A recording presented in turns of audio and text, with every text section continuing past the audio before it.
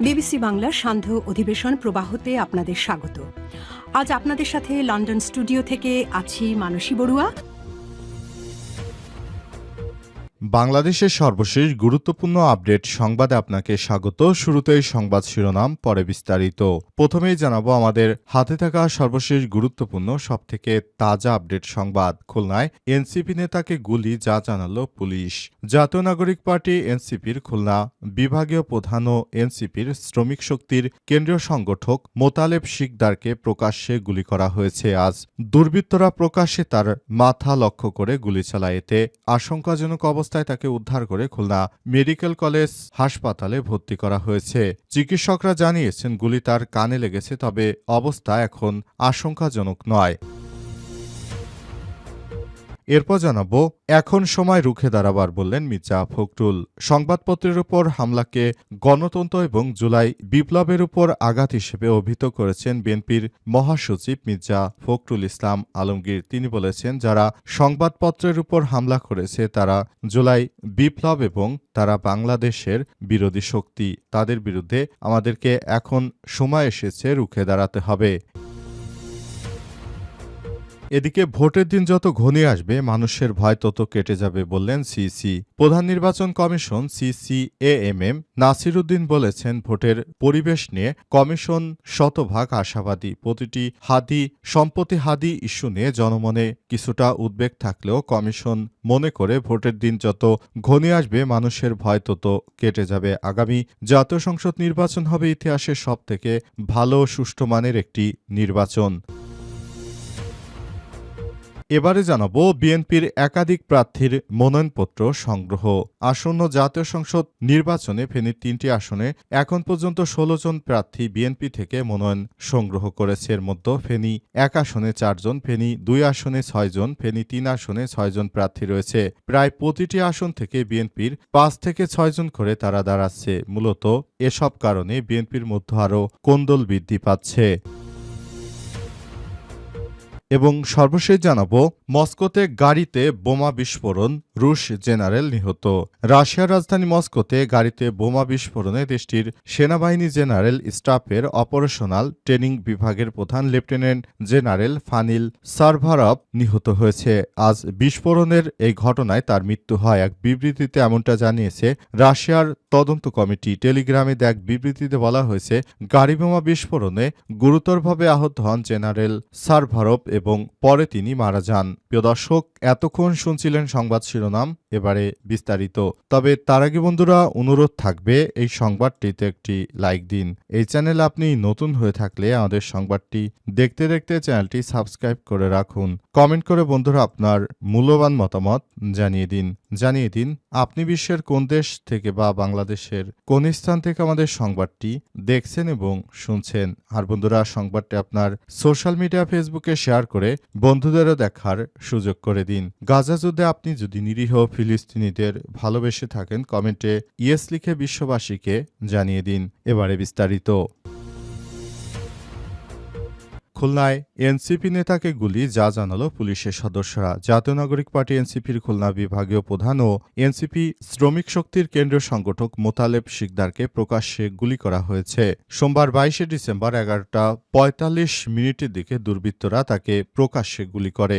এতে আশঙ্কাজনক অবস্থায় উদ্ধার করে খুলনা মেডিকেল কলেজ হাসপাতাল খুমেক হাসপাতালে ভর্তি করা হয়। চিকিৎসকরা জানিয়েছে গুলি তার কানে লেগেছে, তবে অবস্থা আশঙ্কাজনক নয়। এ বিষয়ে সোনাডাঙ্গা মডেল থানার ওসি তদন্ত অনিমেষ মণ্ডল জানান, মোতালেব নামের এক ব্যক্তির উপর দুর্বৃত্তরা গুলি চালিয়েছে। সময় উপস্থিত জনতা তাকে উদ্ধার করে প্রথমে খুলনা মেডিকেল কলেজ হাসপাতালে নিয়ে যায়। পরে চিকিৎসকদের পরামর্শে তার মাথার সিটি স্ক্যানের জন্য শেখপাড়া সিটি ইমেজিং সেন্টারে নেওয়া হয়েছে। এই ঘটনার পরপরই পুলিশ ঘটনাস্থলে গিয়ে তদন্ত শুরু করে। হামলার কারণ ও জড়িতদের শনাক্তে কাজ চলছে বলেও জানায় ওসি। এর আগে দুপুরে সামাজিক যোগাযোগ মাধ্যমে বিস্তারিত এক পোস্টে এনসিপির যুগ্ম মুখ্য সংগঠক ও ঝালকাঠি ১ আসনের মনোনীত প্রার্থী ডাক্তার মাহমুদা মিতু জানান, এনসিপি খুলনা বিভাগীয় প্রধান এবং এনসিপির শ্রমিক শক্তির কেন্দ্রীয় সংগঠক মোতালেব শিকদারকে একটু আগে গুলি করা হয়েছে। আশঙ্কাজনক অবস্থায় খুলনা মেডিকেল কলেজ হাসপাতালে নেওয়া হয়েছে। এর আগে গত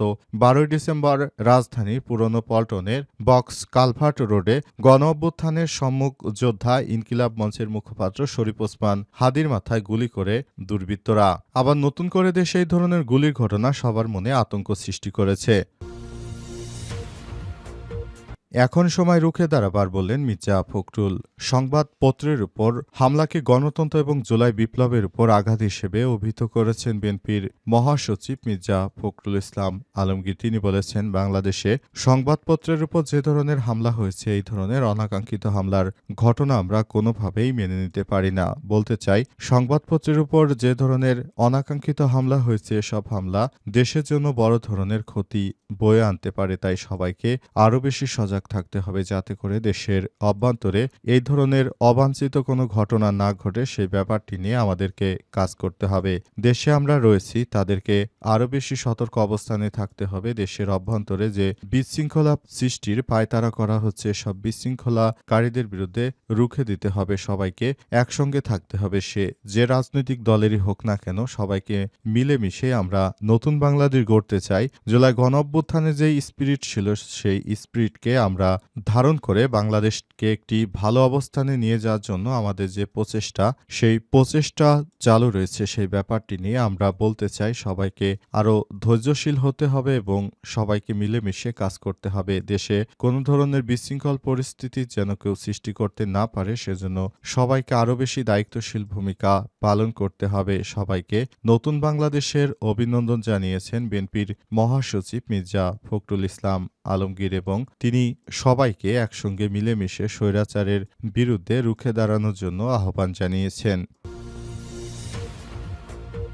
ভোটের দিন যত ঘনিয়ে আসবে, মানুষের ভয় ততই কেটে যাবে বললেন সিসি। প্রধান নির্বাচন কমিশনার জানিয়েছেন, ভোটের দিন যত ঘনিয়ে আসছে, মানুষের মধ্য থেকে ততই আতঙ্ক চলে যাচ্ছে। কারণ দেশের প্রতিটি মানুষ চায় দেশে একটি সুষ্ঠু ধারার নির্বাচন, একটি গণতন্ত্রের ধারা ফিরে আসুক। যেহেতু বর্তমান অন্তর্বর্তীকালীন সরকারের প্রধান উপদেষ্টা ক্ষমতা গ্রহণ করেছেন এবং তিনি চান দেশে একটি সুষ্ঠু সুন্দর নির্বাচন হোক, সেই ধারাবাহিকতা আমরা বলতে চাই, এবারের জাতীয় সংসদ নির্বাচন হবে ইতিহাসে সবথেকে ভালো সুষ্ঠু মানের একটি জাতীয় সংসদ নির্বাচনের মাধ্যমে আমরা পুরো বাংলাদেশটাকে রিপ্রেজেন্ট করতে চাই বলে মন্তব্য করেছেন তিনি। তাই নতুন বাংলাদেশ গড়ে তোলার জন্য সবাইকে মিলেমিশে কাজ করতে হবে। নতুন বাংলাদেশ গড়ে তোলার জন্য এবারের ভোটটা সবথেকে বেশি গুরুত্বপূর্ণ বলে মন্তব্য করেছেন নির্বাচন commission CEC AMM Nasir Uddin. তিনি বলেছেন, এই সরকার আমাদের যেহেতু একটি সময়সীমা দিয়েছেন, সেই সময়সীমার মধ্যে এবারের সুষ্ঠু নির্বাচন হবে, সেই প্রত্যাশা আমরা ব্যক্ত করতে পারি। এই প্রত্যাশা ব্যক্ত করার মাধ্যমে বলতে চাই, এবারের নির্বাচনটা আমরা ইতিহাসে সবথেকে ভালো মানের একটি নির্বাচন আপনাদেরকে উপহার দিতে পারবো, যে নির্বাচনে থাকবে না কোনো হানাহানি মারামারি। আরও নির্বাচনের সময় এগিয়ে গেলে সবথেকে সুষ্ঠু মানের একটি ভোট দেশে অনুষ্ঠিত হবে। এই ভোটের মাধ্যমে বাংলাদেশের প্রতিটি জায়গায় জায়গায় আমরা সবকিছু সুন্দরভাবে পরিচালিত করতে পারবো এবং নতুন বাংলাদেশ গড়ে তুলতে পারবো বলে মন্তব্য করেছেন প্রধান নির্বাচন commission CC AMM Nasir Uddin. তিনি সবাইকে সুষ্ঠু পরিবেশে ভোট দেওয়ার জন্য আহ্বান জানিয়েছেন। বিএনপির একাধিক প্রার্থী মনোনয়নপত্র সংগ্রহ। আসন্ন ত্রয়োদশ জাতীয় সংসদ নির্বাচনে ফেনীর ৩টি সংসদীয় আসনে এখন পর্যন্ত ১৬ জন প্রার্থী মনোনয়নপত্র সংগ্রহ করেছে। এর মতো ফেনী ১ আসনে ৪ জন, ফেনী ২ আসনে ৬ জন, ফেনী ৩ আসনে ৬ জন প্রার্থী রয়েছে। জেলার এই ৩টি আসনে প্রত্যেকটিতেই বিএনপির একাধিক প্রার্থী মনোনয়নপত্র নিয়েছে। রোববার ২১শে ডিসেম্বর রাতে জেলা রিটার্নিং কর্মকর্তার কার্যালয় থেকে এই তথ্য নিশ্চিত করা হয়েছে। সংশ্লিষ্ট সূত্র থেকে জানা গেছে, ফেনী ১ আসনে বিএনপি থেকে মনোনয়ন নিয়েছে দলের চেয়ারপারসন বেগম খালেদা জিয়া, ঢাকা মহানগর দক্ষিণ বিএনপির আহ্বায়ক রফিকুল আলম মজনু, জামাত ইসলামের কেন্দ্রীয় মজলিসের শুরা সদস্য advocate S M Kamal Uddin, ইসলামী আন্দোলন বাংলাদেশের কাজী গোলাম কিবরিয়া। ফেনী ২ আসনে জামাত থেকে মনোনয়ন কিনেছে লিয়াকত আলী ভূঁইয়া, বিএনপির থেকে দলের চেয়ারপারসনের উপদেষ্টা জয়নুল আবেদিন, জাতীয় নির্বাহী কমিটির সদস্য মোহাম্মদ মশিউর রহমান বিপ্লব, জাতীয় সমাজতান্ত্রিক দল জেএসডি থেকে শামসুদ্দিন মজুমদার, ইসলামী আন্দোলন বাংলাদেশ থেকে মোহাম্মদ একরামুল হক ভূঁইয়া এবং খেলাফতে মজলিস থেকে মুস্তাফিজুর রহমান ফেনী ৩ আসনে, জাতীয় সমাজতান্ত্রিক দল দ্য জেএসডি থেকে শহীদ উদ্দিন মাহমুদ, বিএনপি থেকে দলের ভাইস চেয়ারম্যান আব্দুল আওয়াল মিন্টু, জাতীয় নির্বাহী কমিটির সদস্য আব্দুল লতিফ জনি, এনসিপির মোহাম্মদ আবুল কাশেম সহ আরও বেশ কয়েকজন মনোনয়ন নিয়েছে।